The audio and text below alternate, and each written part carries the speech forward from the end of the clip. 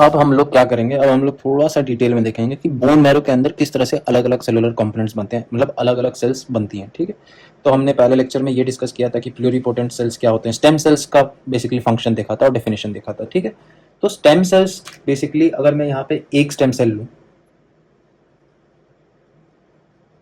ठीक है, तो ये मेरी एक स्टेम सेल है, लेकिन ये किस तरह की स्टेम सेल है, ये प्लूरीपोटेंट स्टेम सेल है।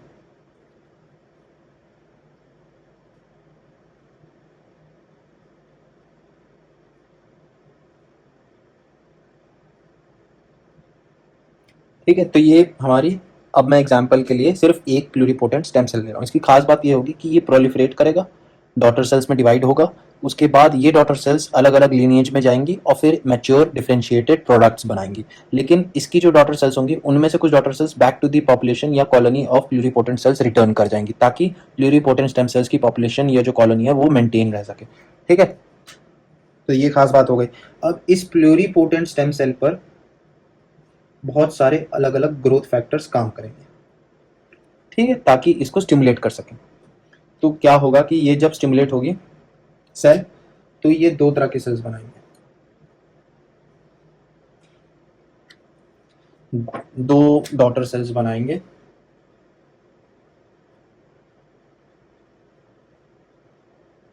ठीक है, अब ये दो डॉटर सेल्स जो हैं ये होंगी हमारी मल्टीपोटेंट।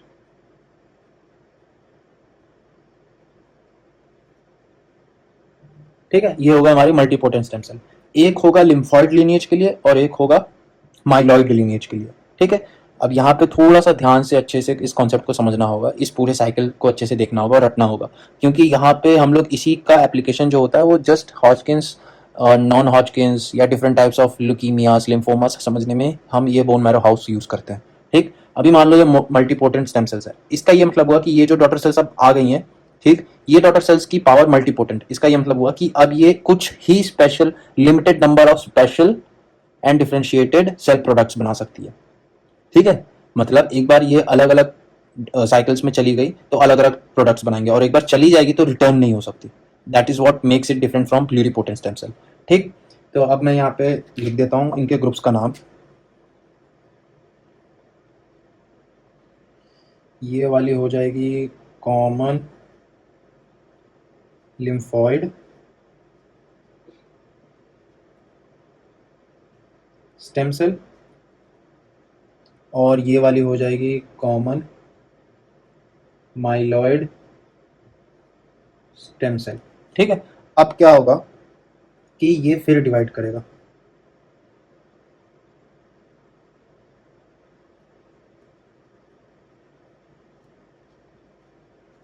ठीक है, क्योंकि कुछ ही लिमिटेड काइंड ऑफ सेल्स बना सकता है, तो ये जो three different types of cells हैं वो ये बनाएगा।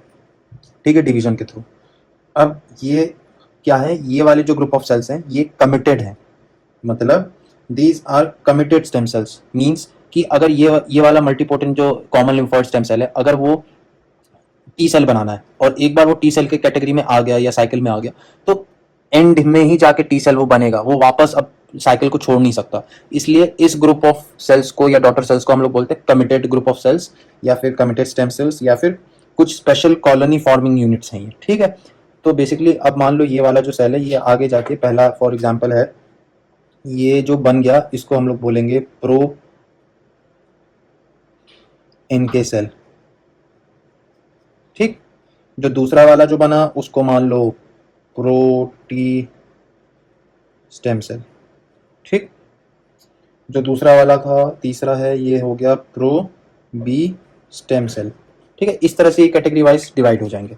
इसका ये मतलब हुआ कि अब साइकिल में अगर घुस गया ये जो कॉमन लिम्फॉइड स्टेम सेल था मल्टीपोटेंट, एक बार वो प्रो एनके सेल की साइकिल में चला गया, तो it neither can be converted to any different type of lymphoid stem cell. For example, it cannot enter into the pro T stem cell cycle. It cannot leave its pro NK cell cycle. It have to undergo the process, get differentiated and matured into pro NK cell cycle. ठीक है, तो basically अब मान लो divisions होंगे, cycles होंगी, multiple daughter divisions sales. ठीक, उसी तरह से टी सेल का होगा, तो ये ऐसे साइकिल चलती रहेगी और ये बी सेल का भी होगा। अब मान लो यहाँ पे मैं सर्कुलेशन बना देता हूँ। ये हमारा हो गया पेरिफेरल सर्कुलेशन।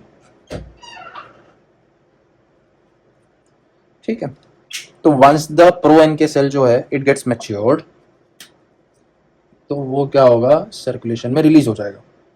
इसी को हम लोग बोलते हैं एन के सेल।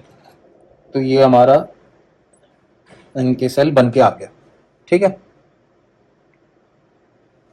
अब मान लो ये प्रो टी स्टेम सेल था, ये भी मैच्योर होगा और ये निकल के आएगा, तो ये बस टी सेल बना के निकलेगा, इसको हम लोग टी सेल बोलेंगे। ये टी सेल क्या करता है ना, बेसिकली ये टी सेल का रूट है, तो ये साइकिल अभी खत्म नहीं हुई है, थोड़ा सा लंबा साइकिल है। ये फिर क्या करता है, पेरिफेरल सर्कुलेशन से एक स्पेशल बॉडी ऑर्गन में जाता है जिसका नाम है थाइमस। ठीक है, और थाइमस में क्या होता है, ये अपनी ट्रेनिंग कंप्लीट करके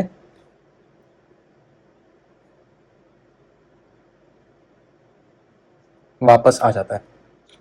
तो basically immature T cell goes to thymus और करता क्या है, वहाँ ट्रेनिंग होती है और मैच्योर होता है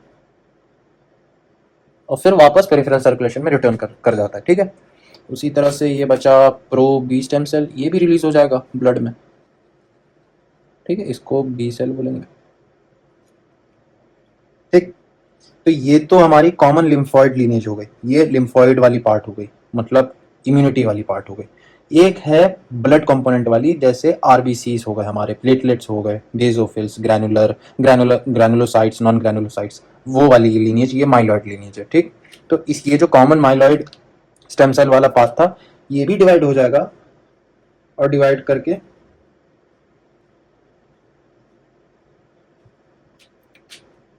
सेल्स देगा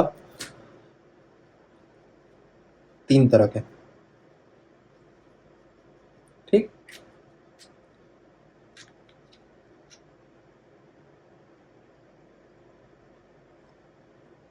तो ये जो पहला वाला सेल है वो क्या करता है कि वो फिर डिवाइड करेगा। बेसिकली ये जो स्टेम सेल है ये वाला, तो ये एक कॉलोनी यूनिट के लिए रिस्पॉन्सिबल होगा।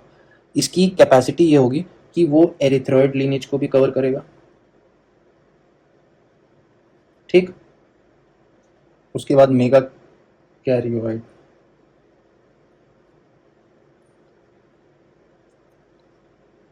मेगा कैरियोइड लीनेज को भी कवर करेगा और बेसोफिल की लीनेज को भी कवर करेगा।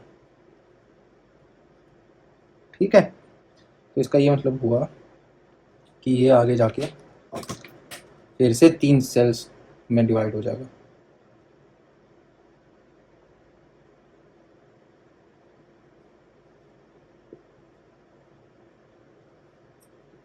अब ये जो सेल्स डिवाइड होके आई हैं, ठीक, तो बेसिकली ये जो माइलॉइड स्टेम सेल की जो कॉमन सीरीज थी, अब यहाँ से ये जो डिवीजन हुआ है, तो बेसिकली अब इन डॉटर सेल्स की भी कुछ पर्टिकुलर डिवीजन कैपेसिटीज होंगी, मतलब कुछ स्पेशल मैचुरेशन प्रोसेसेस होंगे और डिफरेंशिएशन होंगे और मैच्योर प्रोडक्ट्स बनेंगे। तो पहले वाले केस में मैंने लिख दिया कि इन डॉटर सेल्स के पास कैपेसिटी होगी एरिथ्रॉइड सीरीज बनाने की, मेगा कैरियोइड सीरीज और बेसोफिलिक सीरीज। ठीक, तो इन सीरीज को फिर से मैंने 3 में डिवाइड कर दिया। ठीक, तो अब ये जो ये एरिथ्रॉइड हो जाएगा अपना, मान लो एरिथ्रॉइड सीरीज, ये मेगा कैरियोइड सीरीज और ये बेसोफिल की सीरीज। ठीक, अब खास बात यह है कि ये जो सीरीज हैं इनको हम लोग बोलते हैं कॉलोनी फैक्टर यूनिट्स। ठीक, तो इस पॉपुलेशन का नाम होगा colony factor unit E for एरिथ्रॉइड series. उसी तरह से ये हो जाएगा कॉलोनी फैक्टर यूनिट बेसोफिल के लिए, और एम से मेगा कैरियोसाइट है तो फिर ये हो जाएगा सी, यहीं पे लिख देते हैं CFU फॉर मेगा कैरियोसाइट्स। ठीक है, तो इस तरह से ये कॉलोनी फॉर्मिंग यूनिट्स हो जाएंगे। ठीक, अब इनके जो प्रोडक्ट्स होंगे, फॉर एग्जांपल ये एरिथ्रॉइड सीरीज होगी तो इसके कुछ ये जो प्रोडक्ट्स बनेंगे ये धीरे धीरे मैच्योर और डिफ्रेंशिएट होके ब्लड में आएंगे, ब्लड वेसल में आएंगे। तो एरिथ्रॉइड सीरीज का तो हमें मालूम है कि पहले तो क्या बन के आएगा, रेटिकुलोसाइट, इसको लिख लेते हैं यहाँ पे, रेटिक्यूलोसाइट। फिर ये धीरे धीरे मैच्योर होके प्रॉपर आरबीसी बना लेगा बाइकॉन्केव।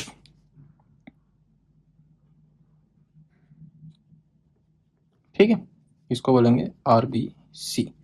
उसी तरह से जो मेगा कैरियोसाइट की है, या फिर इसको हम लोग बोलेंगे मेगा कैरियोब्लास्ट बोलेंगे, ठीक है, प्रिकर्सर सेल्स को।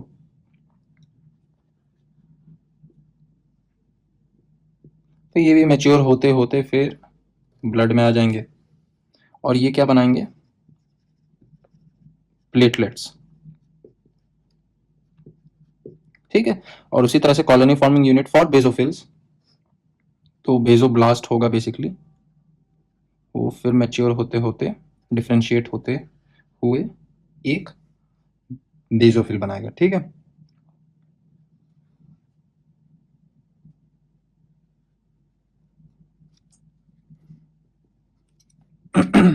तो बेसिकली क्या यहाँ देखने को मिला कि कॉमन माइलॉइड की जो स्टेम सेल की जो सीरीज है, तो एरिथ्रॉइड, मेगाकैरियोइड और बेसोफिल का एक कॉमन पेरेंट क्या कहते हैं, पाथवे है। तो इसका ये मतलब हुआ कि अगर मेरा ये पेरेंट सेल खराब हुआ या यहाँ पे म्यूटेशंस हुए या यहाँ पे कुछ प्रॉब्लम हुई, तो ये तीनों ही एक साथ इफेक्ट होंगे, पहली चीज। ठीक, अब दूसरी चीज, अब दूसरे स्टेम सेल्स की बात कर लेते हैं।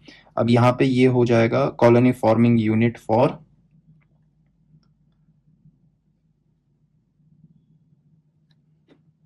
ग्रैनुलोसाइट्स, ठीक, एंड मोनोसाइट्स। ठीक है, तो ये फिर हमको बनाना पड़ेगा दो पेरेंट सेल्स बनाने पड़ेंगे यहाँ पे। ठीक है, तो बेसिकली एक ग्रैनुलोसाइट्स की स्पेसिफिक पाथवे क्रिएट हो जाएगी और एक मोनोसाइट्स की स्पेसिफिक पाथवे हो जाएगी, अलग अलग हो जाएगी। तो इनको भी मेंशन ही कर लेते हैं। तो बेसिकली ये डिवाइड हो जाएंगी CFU, colony forming unit granulocytes की, और colony forming unit for monocytes, and then the pathway is same. जो ग्रैनुलोसाइट्स होंगे वो बनेंगे, इनको बोलेंगे माइलोब्लास्ट। ठीक है, और यही माइलोब्लास्ट फिर आ जाएगा ब्लड सर्कुलेशन में। ओके, और जो हमारा मोनोसाइट वाला होगा वो बन के देगा मोनोब्लास्ट। ब्लास्ट का मतलब होता है इमेच्योर सेल, ठीक है, या प्रिकर्सर सेल। प्रिकर्सर सेल, तो ये भी फिर आएगा पेरिफेरल सर्कुलेशन में इस तरह से। तो ये हमारे हो गए, ये जो माइलोब्लास्ट वाले होंगे इनको न्यूट्रोफिल्स बोलेंगे। ठीक, ये बेसोफिल्स हैं, और मोनोब्लास्ट मैच्योर होके मोनोसाइट्स बनाएंगे। बचा हमारा थर्ड पेरेंट क्या कहते हैं, कॉलोनी फॉर्मिंग यूनिट, जो कि एजिनोफिल्स के लिए होगा। तो कॉलोनी फॉर्मिंग यूनिट एजिनोफिल्स के लिए, तो एजिनोब्लास्ट बनेगा।